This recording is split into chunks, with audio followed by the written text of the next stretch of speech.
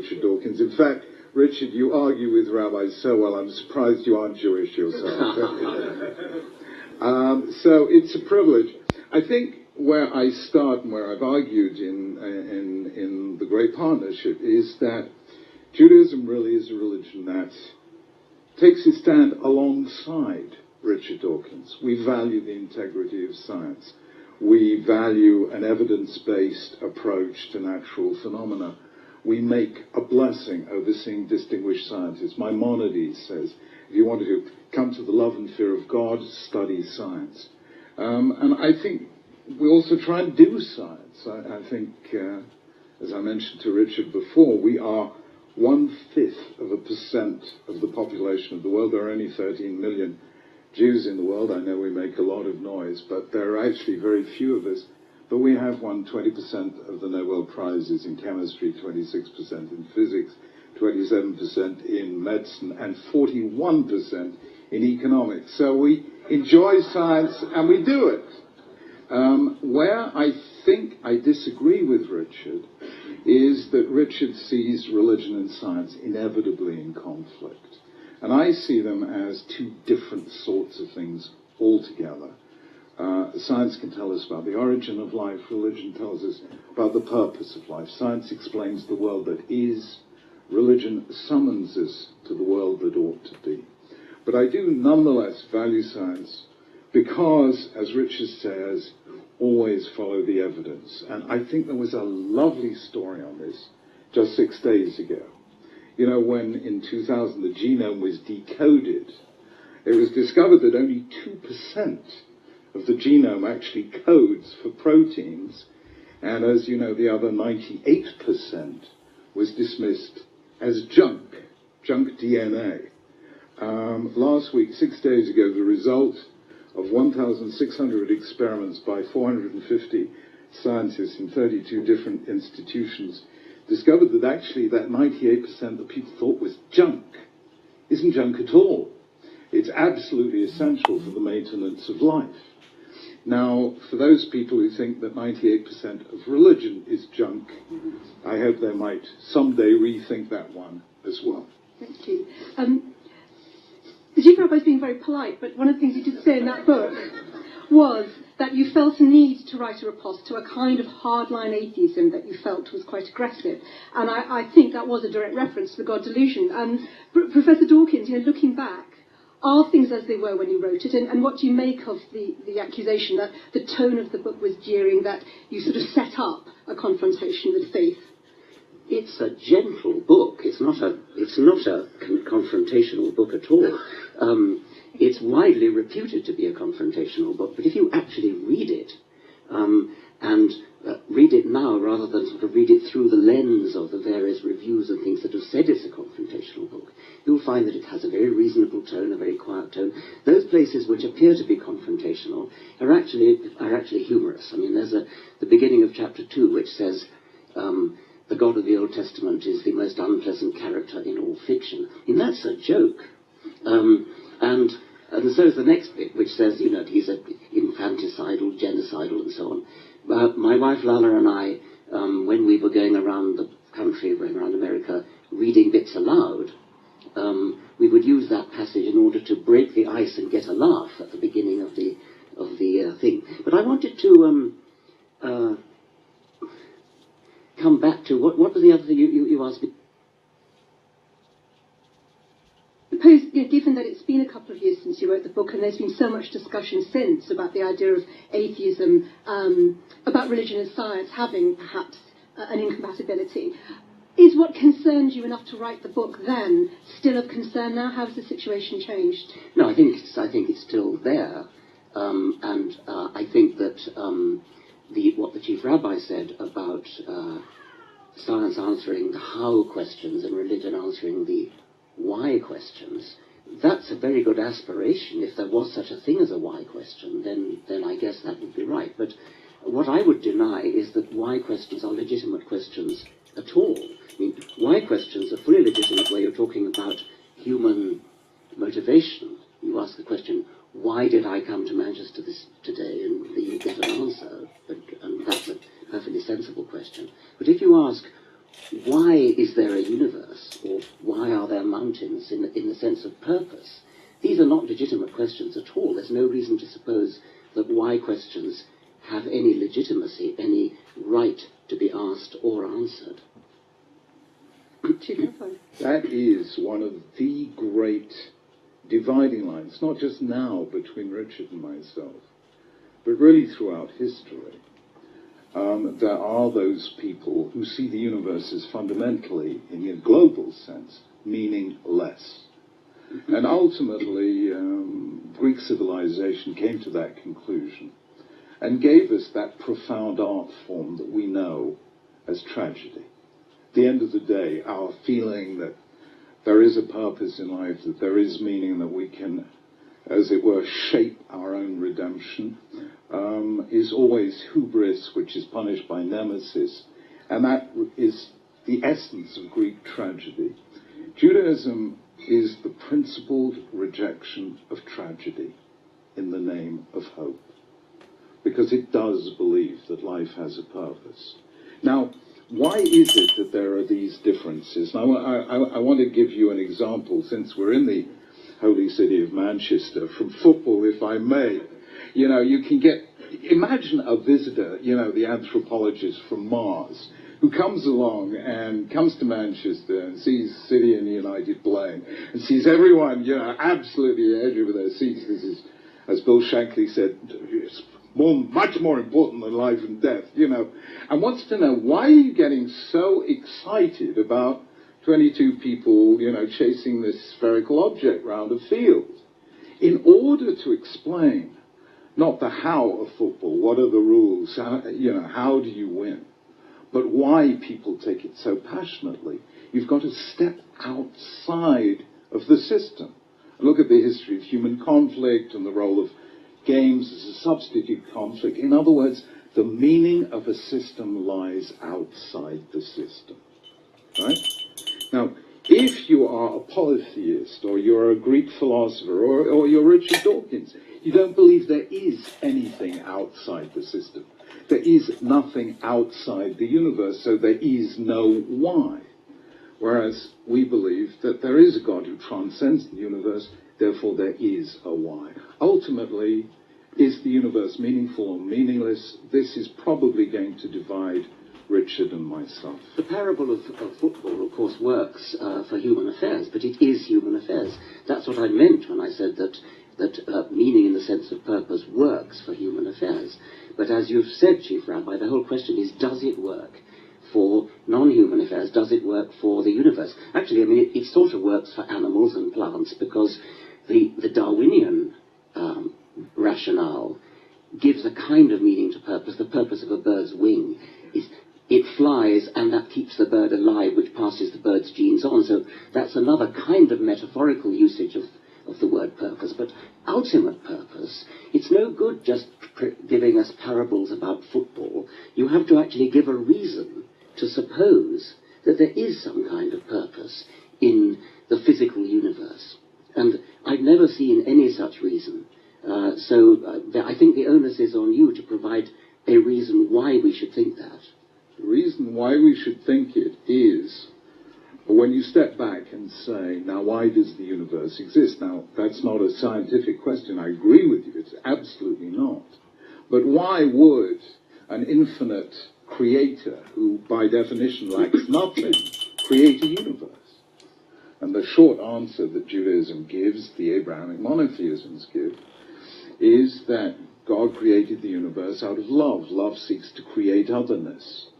And therefore, the simplest answer I would give is that God created the universe in love and forgiveness, asking us to love and forgive others. Let's look at evidence. Well, yes, but because when you say, why would God do it, I mean, that, of course, presupposes God's there in the first place, and that's the whole issue. So it's not good enough to say, why would God do it, and do it out of love? I mean, if you want to do that, then I would start to get a bit curious about, why he waited 14 billion years before humans came on the scene. I mean, that's how long it took, okay. Well, fair enough. I know, you and I are impatient, but God is much more patient than we are. Well, but the more serious point is that the more serious point is that you presuppose that there is such a thing as God, and that's the whole argument.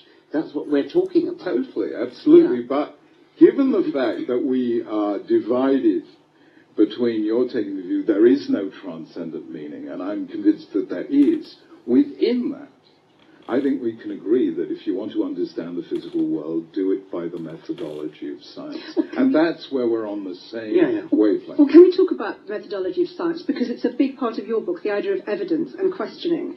And one of the things you say is that religious people are often very quick to jump on scientific evidence to prove something that, was previously only in sort of scriptural text, but then they want an opt-out when there isn't any proof. And I mean, maybe if you just explain a bit about your fundamental concern about how evidence is used by religious thinkers. Well, on the one hand, religious thinkers will say we don't need evidence, we do it by faith. On the other hand, if there's the slightest sniff of a possibility of evidence, then, as you say, they will jump on it. I'm not quite sure what the chief rabbi's motive was in bringing up this fascinating new DNA work. I mean, I do think it is fascinating. I have noticed that there are some creationists who are jumping on it because they think that's awkward for Darwinism. Quite the contrary, of course. It's exactly what a Darwinist would hope for, is to find usefulness in the living world. By the way, it is a very fascinating fact that the chief rabbi has, the evidence he's given, that whereas we thought that only a minority of the genome was doing something, namely that minority which actually codes for protein, and now we find that actually the majority of it's doing something. What it's doing is calling into action the protein coding genes. So you can think of the protein coding genes as being the sort of toolbox of subroutines, which is pretty much common to all mammals. I mean, all mice and men have the same number, roughly speaking, of protein coding genes, and that's always been a bit of a blow to the self-esteem of humanity. But what the point is, that was just the subroutines that are called into being. The program that's calling them into action is the rest, which had previously been written off as junk. And this is fascinating stuff. You mentioned creationists there. Is part of the problem is the problem essentially with creationists for you? The fundamental interpretation, the literal interpretation. Chief Rabbi has written much about the fact that it's wrong to always take things literally. And is that really where your worry is? It's not with the more symbolic interpretation. No, I mean, I would say I have a bigger worry with literalism, and that is a big problem. We don't have it so much in this country, but in America it's a very serious problem. And so serious theologians like the chief rabbi who don't take it literally are, as it were, less of a problem. But as a matter of fact, I have been quite surprised people have always been tackling me for saying, why do you go for the easy target? Why do you go for the low-hanging fruit, the creationist idiots? So you ought to be tackling serious theologians. Well, I've been talking to some serious theologians. I'm quite surprised how close to literalists some of them are. I mean, some of them, I've met bishops who actually believe Jesus turned water into wine and that kind of thing. So I'm not sure there's that much difference between the low-hanging fruit. And I mean, what about the burning bush and parting of the Red Sea and things? I mean, is that symbolic or is that literal? Red Sea.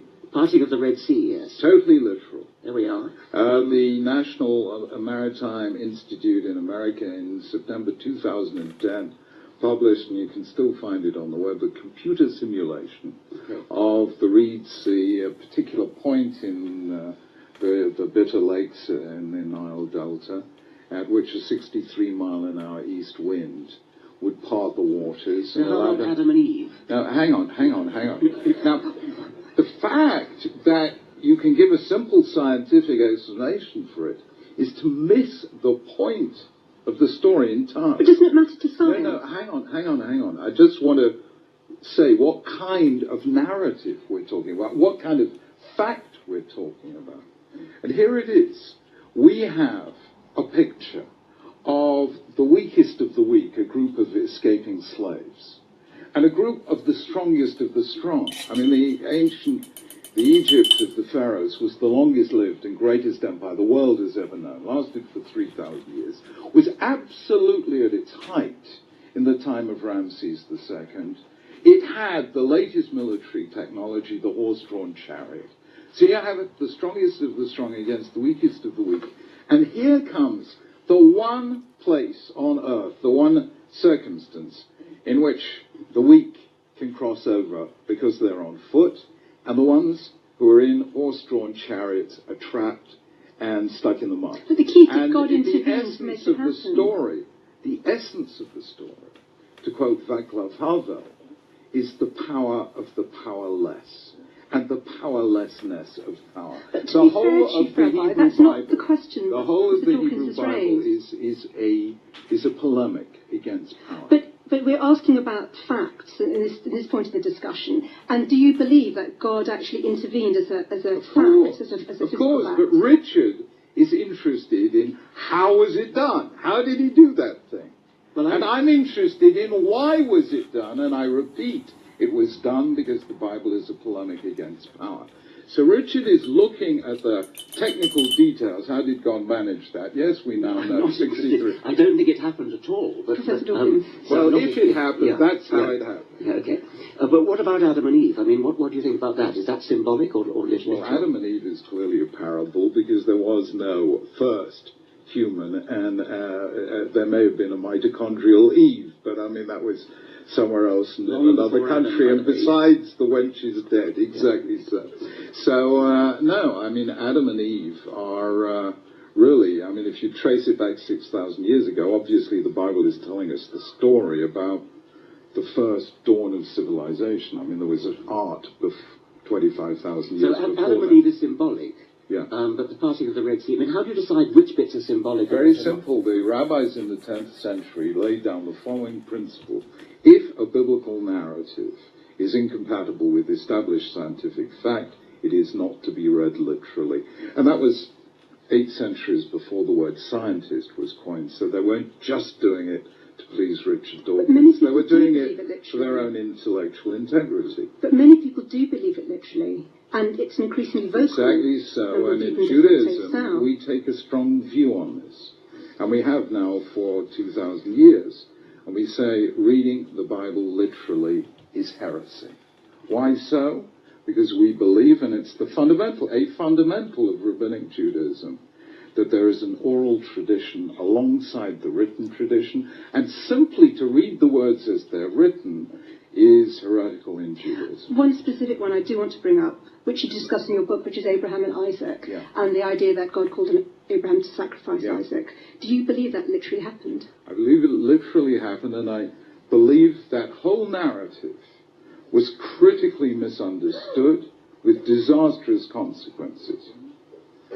But here I'm going to make a very strong statement. We know the Bible regards the worst sin of all, and it runs through all the prophetic books, as child sacrifice. Furthermore, we know child sacrifice actually happened on a massive scale. All the archaeological digs at Carthage, as well as the Mayans and Aztecs, with all the ancient societies, performed child sacrifice. And we know well into Roman law, there was a principle of patria potestas, which says a child is the property of its parents, and therefore a parent can dispose of a child as he wishes. And God is saying to Abraham, this child for whom you've waited, you remember all those years they were waiting for a child, just one child, this child for whom you were waiting, I want you to give him back to me.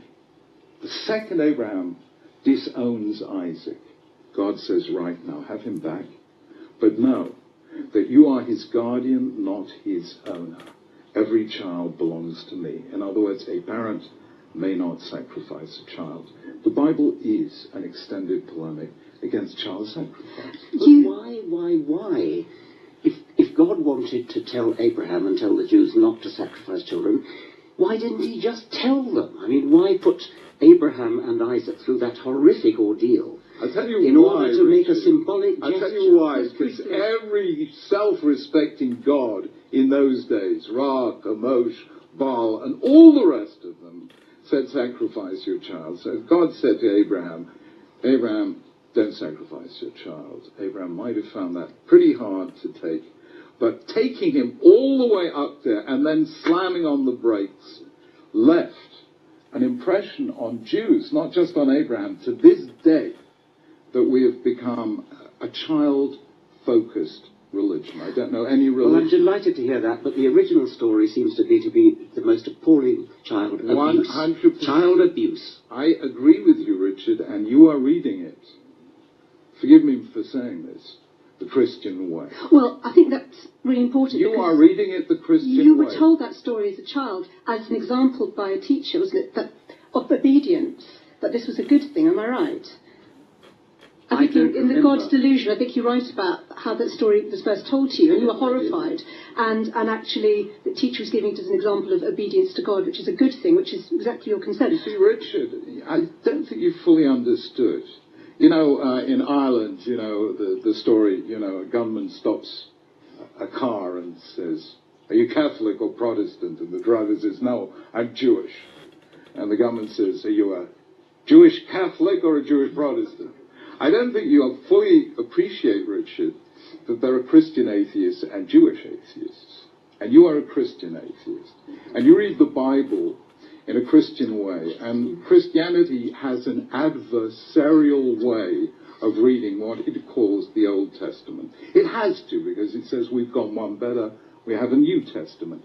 So you come prejudiced against what you call the Old Testament, and that's why I did not read the opening to chapter 2 in your book as a joke. I read it as a profoundly anti-Semitic passage. Anti-Semitic? Yes. What a ridiculous thing to say. Read it again, Richard. Please do. Can you summarise what was the gist of it? Yes. No, just read it. I mean, it's... Okay. Let me just read it. Guys, if you find this funny... Very, very... The God of the Old Testament is arguably the most unpleasant character in all fiction. Jealous and proud of it, a petty, unjust, unforgiving control freak, a vindictive, bloodthirsty ethnic cleanser, a misogynist, homophobic, racist, infanticidal, genocidal, filicidal, pestilential, megalomaniacal, sadomasochistic, capriciously malevolent bully. Now, let Richard answer that, I think, Professor Dawkins. And how you can call that anti-Semitic, I don't even begin to understand. Does anyone here understand let why Professor Dawkins I might... understand. It's anti-God, says Professor Dawkins. It's anti-God. It's anti the Jewish God, Richard. And Does anyone understand? And the Put your Christian hand God. up, please, if you would understand why I might be offended by that. That's different from calling it anti-Semitic. I can see why you might be offended by it. I can see why a Christian or a Muslim might be offended by it too. But not anti-Semitic. Can I take it on from the issue that's raised there, which is about how you raise children? Because, you know, a lot of these stories are ones that we've been brought up in. And it's all very well two informed adults having a discussion about literal versus symbolic. But take faith schools, take the fact that there's tradition, particularly in the Jewish community. With tradition, it comes to a point where you have to accept what you're told to believe. I mean, perhaps you'd like to take this first. You've described child abuse in a sense that your bigger concern is about the faith upbringing rather than, in some cases, other kinds of abuse. I want to be very clear that I do think that religious education is important. I don't think that children should be left ignorant of religion. I think they should be taught about religion, about the great world religions. What they should not be taught is you are a Christian, you are a Catholic, you are a Protestant, you are a Jew, therefore you believe X. I think it's right to say there are people called Christians, there are people called Catholics, there are people called Muslims, and these are the things that they believe, and that's very important. I think it's extremely important to be given a sight of the holy books of the world, because they inform world literature. What I do not think is that children, when they're too young to understand, should be told, you are a Catholic child, this is what you believe. That, I think, is wicked. And presumably you are a Jewish child. Would be the same concern. I certainly believe, and I've explained this to Richard, that in Judaism, the first duty of a parent to a child is to teach the child to ask questions. And our holiest ritual, Passover, begins with the questions asked by a child. But I do believe that children have the right to belong somewhere. I mean, for instance, Richard, you taught your daughter English. Am I right? Well, yes, I mean, she learned English, yes. But supposing that she really wanted to be Italian. Isn't that child abuse? Confining? No, it's not the same thing. It really isn't. We're talking now about beliefs about the universe, about morality, about the place of humanity in the world. That's very different from speaking English or speaking Italian. It really is. And by the way, I'm extremely happy about children being brought up in a culture, being brought up with certain customs and habits, whether they're dietary or dress or anything like that. I'm not happy about being taught because you are born into this faith, therefore you believe that such and such happened in history. Richard, I agree with you. I mean, for me, and I think for most of us, bringing up children in a Jewish way is teaching them to be part of a culture and a history and a civilization, teaching them the festivals, teaching them to be literate, because you have to begin somewhere, but at the same time to be critical. And we have a lot less emphasis on faith and belief in Judaism, much more on practice, because we do see faith as something that you need to think deeply about, that you need to come to your own conclusions about. We have broad parameters, but we are not a religion of a creed in precisely the way that, say, Christianity or Islam are. But with young children in faith schools, there are all kinds of issues about who gets a place. If there's a Jewish faith school, what's the lineage of the mother in some cases. I mean, with children that young, can you really say they're being raised to ask questions? To some extent, aren't they taught to believe certain things? And isn't that fundamental? No, I think they're taught to sing certain songs and to observe certain practices. But I love doing these programs with the BBC because it allows me to show some of the stuff that actually happens in our schools. And I remember 3 years ago doing a program 3 or 4 years ago in a school under my ages in Birmingham, where more than half the children are Muslim. And it was just lovely listening to Muslim parents saying, well, we actually moved into this part of Birmingham in order to be able to send our kids to a Jewish school. So here in this school are Muslims, Sikhs, Christians, Hindus, and so on and so forth. How old are they? What? 5 to 11. You see, when you talk about a 5-year-old child being a Muslim child, Yeah. that's just not right. What you mean is a child of Muslim parents. That's exactly my point. Yeah. You're conceding what the whole of society does concede, which it is correct to label a child with the religion of its parents when the child is too young to have done its thinking for itself. Yeah, that's why we don't really emphasize creed. We don't have a confirmation as you do in Christianity. It's very interesting if you in Judaism we are a community of practice.